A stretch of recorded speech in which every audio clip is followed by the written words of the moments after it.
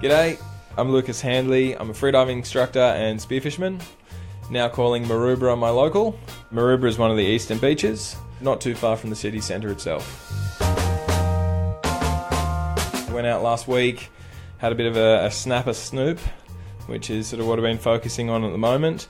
Basically, I've been out many times before and sort of scout the area around, looking for where you find snapper.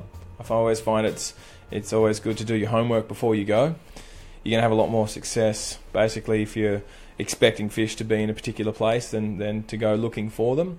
And certainly you don't want to create too much commotion or shoot anything else on the way there. If you're going out for snapper, you just sort of target that one particular fish. So I went out off one of my local little spots, out to a little place. I know it drops down off a ledge, a little bit of weed, some sand there with a little bit of wash, maybe 14, 15 metres deep.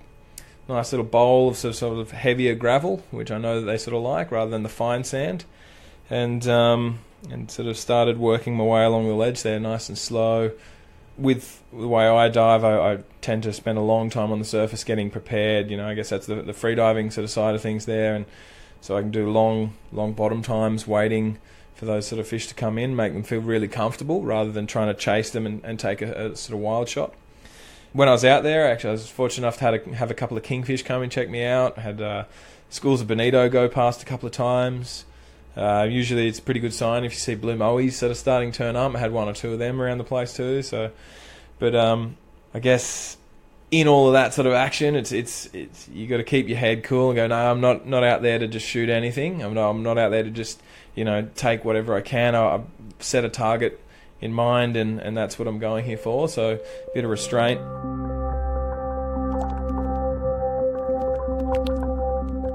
I remember the drop this fish came in, actually.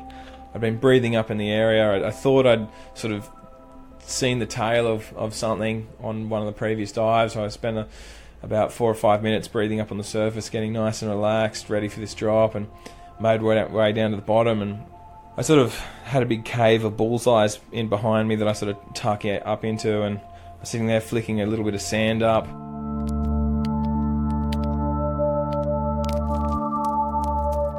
It'd been a couple of minute dive, and just as I sort of went to leave to go off the ground and go to the surface, looked over my shoulder and I had about a 3 kilo snapper sitting a metre behind me, over my shoulder, just looking at what I was doing. And as soon as you start to move, that thing sort of knows that obviously there's something's awry, and it's like, now I'm out of here.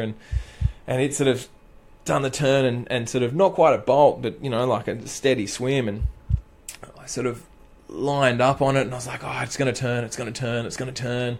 Wait, don't rush things, let it feel comfortable, it'll turn. And so I waited that extra couple of seconds expecting it to turn, and it didn't. Which is shattering. Hindsight comes in and like, you idiot, you had your opportunity, you've been out here all day, you've done everything right to get that fish, and last moment you're a little bit overcautious, and I guess, you get back to the surface frustrated, you dive again and see nothing, and you sort of go, well, next time I'll pull the trigger, and you sit there and think about it. Is that the right thing to do? Is it the right thing to do to go, well, what, near enough is good enough, I'm going to have a swing? Thinking about it now, I don't think it is. I think, I'm happy with the option that I took, and that's to hold off, because I know that fish will still be around the area, and there'll always be another day. It gives me a motivation to go back.